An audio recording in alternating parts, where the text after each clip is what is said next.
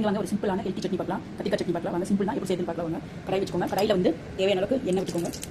ஒரு 2 எண்ணெய் விட்ட பிறகு 2 ஸ்பூன் மல்லி போட்டுக்கோங்க. 2 ஸ்பூன் மல்லி பொரிஞ்சோடனே ஒரு ஸ்பூன் சீரகம் போட்டுக்கலாம். மல்லி கொஞ்சம் பொரிஞ்சோடனே 1 ஸ்பூன் சீரகம் பொரிஞ்சோடனே ஒரு 6-7 பச்சை மிளகா போட்டுக்கோங்க. பச்சை மிளகா போட்டு ஒரு பெரிய வெங்காயம்,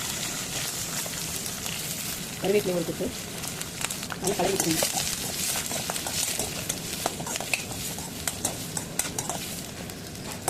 வெங்காயம் போட்டோன்னே மல்லி இலை ஒரு கைப்பிடி, தக்காளி ஒரு 3 தக்காளி, நாட்டு தக்காளி நல்லா கலரி வச்சுக்கோங்க.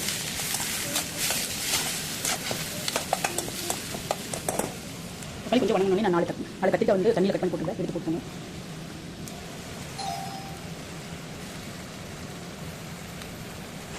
நல்லா கலரி விட்டுக்கோங்க.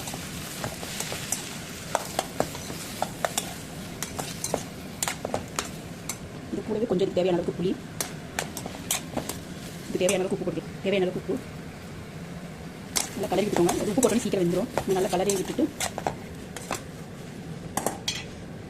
நல்லா கலரி விட்டுட்டு நீங்கள் வந்து தட்டி போட்டு மூடி வச்சுக்கோங்க. ஒரு 2 நிமிஷத்துக்கு மூடி வச்சுருந்தா அப்படியே நல்லா கத்திரிக்காய் நல்லா வெந்து வந்துடும்.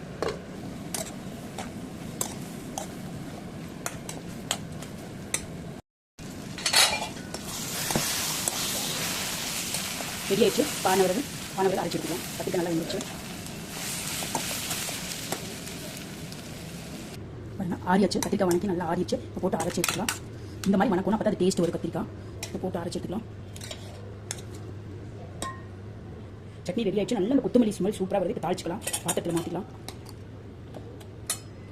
மாற்றியாச்சு. பாருங்க, இப்போ தாளிச்சு எடுத்துக்கலாம். அவ்வளோ டேஸ்ட்டாக இருக்குது சட்னி. தாளிச்சிக்கலாம். எண்ணெய் ஊற்றிக்கலாம். 2 குழிக்கரண்டி எண்ணெய் ஊற்றிக்கோங்க. 2 ஸ்பூன் எண்ணெய் ஊற்றிக்கோங்க. இது 1/2 ஸ்பூன் உளுந்து போட்டுக்கோங்க. 1/4 ஸ்பூன் கடுகு நல்லா பொரியட்டும்.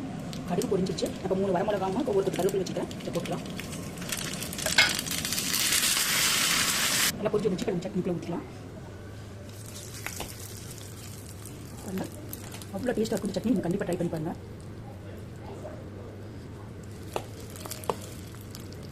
இந்த சட்னி வந்து நல்ல தோசைக்கு, இட்லிக்கு, ரைஸ்க்கு எல்லாத்துக்குமே நல்லா இருக்கும். சப்பாத்தி கூட நல்லா இருக்கும். சப்பாத்தி வந்து பெரிய வெங்காயம் இருக்க ஒரு கைப்பிடி கட் பண்ணி போட்டு கலந்துக்கிட்டீங்கன்னா சப்பாத்தி ரொம்ப டேஸ்ட்டாக இருக்கும். தோசைக்கு நல்ல அவ்வளோ டேஸ்ட்டாக இருக்கும். தோசை, இட்லி, ரைஸ்க்கு அவ்வளோ டேஸ்ட்டாக இருக்குது. நீங்கள் கண்டிப்பாக ட்ரை பண்ணி பார்த்துட்டு ஓகேவா?